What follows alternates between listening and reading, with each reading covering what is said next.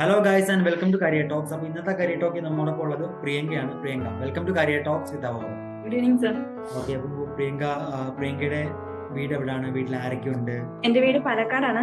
എന്റെ വീട്ടിൽ അച്ഛനമ്മ അനിയനാണുള്ളത്. ഞാൻ മാരീഡ് ആണ്. അപ്പോ ഏത് കോഴ്സാണ് അവോധ ചെയ്തിരുന്നത്? മെഡിക്കൽ കോഡിംഗ് ആണ് ചെയ്തത്. മെഡിക്കൽ കോഡിംഗ് ആയിരുന്നു. അതെ. എന്താ മെഡിക്കൽ കോഡിംഗ് എന്നൊരു കോഴ്സ് ചൂസ് ചെയ്യാനുള്ളൊരു റീസൺ എന്തായിരുന്നു? കാരണം ഫസ്റ്റ് ജോബ് ഓറിയന്റഡ് ആയിട്ട് ഞാൻ ഇങ്ങനെ നെറ്റിൽ സെർച്ച് ചെയ്തപ്പം കൂടുതലായിട്ട് കണ്ടുവന്നത് മെഡിക്കൽ കോഡിംഗ് എന്നൊരു കാര്യമായിരുന്നു. അപ്പൊ അന്വേഷിച്ചപ്പം പെട്ടെന്ന് ജോലി കിട്ടുന്നുണ്ടെന്ന് അറിഞ്ഞു. അപ്പം അവോധ വഴി എന്റെ ഫ്രണ്ട് വഴി അവോധ അറിഞ്ഞു. അവോധയിൽ നിന്നും അങ്ങനെ കിട്ടി. അപ്പോ നേരത്തെ എന്താ പഠിച്ചിരുന്നേ? ഞാൻ MSc സുവോളജി ആയിരുന്നു. അപ്പോ അവോധയെ പറ്റി എങ്ങനെയാ മെഡിക്കൽ കോഡിംഗ് എന്നൊരു കോഴ്സ് റിസർച്ച് ചെയ്യുന്ന ടൈമിൽ എങ്ങനെയാ ഫ്രണ്ട് വഴി തന്നെയാണ്? ഫ്രണ്ട് വഴിയായിരുന്നു. പിന്നെ ജസ്റ്റ് കോളിങ്സ് ഒക്കെ വന്നിട്ടുണ്ടായിരുന്നു. മെഡിക്കൽ കോഡിങ്ങിനെ കുറിച്ചുള്ള കോഴ്സസിനെ കുറിച്ച് അറിഞ്ഞായിരുന്നു. ബട്ട് അതത്ര സീരിയസ് എടുത്തില്ല. പിന്നെ MSc കഴിഞ്ഞിട്ട് പെട്ടെന്ന് ജോലി വേണമെന്നുള്ളൊരു ഇതിലെത്തിയപ്പം അങ്ങനെ ട്രൈ ചെയ്തതാണ്. അപ്പോ മെഡിക്കൽ കോഡിംഗ് എന്നൊരു കോഴ്സ് ചൂസ് ചെയ്തിട്ട് എങ്ങനെ ഉണ്ടായിരുന്നു? അവോധയിലെ ക്ലാസ് കാര്യങ്ങളൊക്കെ എങ്ങനെ ഉണ്ടായിരുന്നു? അവോധയിലെ ക്ലാസ് നല്ലതായിരുന്നു. പ്രീ റെക്കോർഡഡ് വീഡിയോസ് ആയിരുന്നു.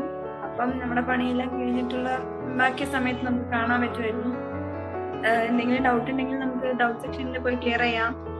ദെൻ ജാബ് സെക്ഷനിൽ ഞാൻ കയറാറുണ്ടായിരുന്നു.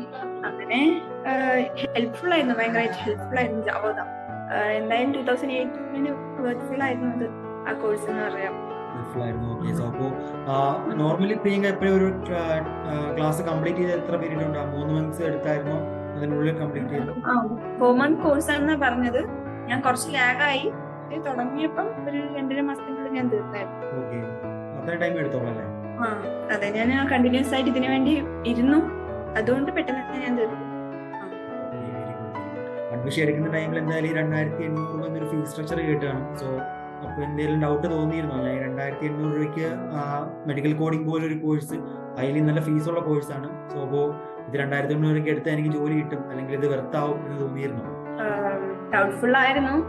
ബട്ട് എന്നാലും അന്വേഷിച്ചപ്പം പെട്ടെന്ന് തന്നെ ജോലിയിൽ അവര് നമ്മളെ പ്ലേസ്മെന്റ് ആക്കുന്നുണ്ടെന്ന് അറിഞ്ഞായിരുന്നു. അപ്പോ ചെറിയൊരു വിശ്വാസം ഉണ്ടായിരുന്നു. അവോധ കിട്ടും എന്നുള്ളൊരു വിശ്വാസം ഉണ്ടായിരുന്നു. പിന്നെ അങ്ങനെ പഠിച്ചു, കിട്ടി. എന്തായാലും കിട്ടി. 2800 എന്തായാലും കംപ്ലീറ്റ്ലി വെർത്തായിരുന്നല്ലേ? 2800. അതെ, എന്തായാലും കോഴ്സ് 2800. പിന്നെ കിട്ടുമ്പോഴല്ലേ എന്തായാലും കൊടുക്കാമെന്നൊരു ഇതായിരുന്നു. ഓക്കെ, സോ അപ്പോ ഇപ്പൊ പ്രിയങ്ക എവിടെയാണ് വർക്ക് ചെയ്യുന്നത്? ഞാൻ ടെക്നോളജിയിലാണ് ബാംഗ്ലൂര് വർക്ക് ചെയ്യുന്നുണ്ട്.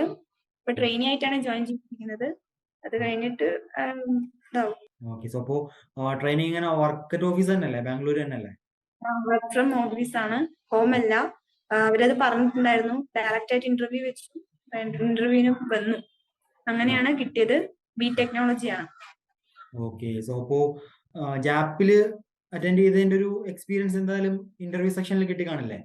അതെ, ഇന്റർവ്യൂ സെക്ഷനിൽ, അതെ, ജാബ് സെക്ഷനിൽ നമുക്ക് അതിന്റേതായ രീതിയിൽ സെൽഫ് ഇൻട്രൊഡക്ഷനും അതിന്റേതായ ക്വസ്റ്റ്യൻസ് ഒക്കെ ചോദിച്ചായിരുന്നു. ഇൻഡീപ്പ് ആയിട്ടായിരുന്നു നമ്മുടെ കാഷ്വൽ ഇന്റർവ്യൂസിന് ഉണ്ടായിരുന്നത്, നമ്മുടെ കമ്പനി ഇന്റർവ്യൂസിൽ. ഓക്കെ, സോ അപ്പോ പ്രിയങ്ക ഇത്ര ടൈം നമുക്ക് സ്പെൻഡ് ചെയ്യുന്ന വലിയ താങ്ക്സ് ഉണ്ട്. Okay, thank you sir. All the very best for future and thank you for joining in career talks. Thank you.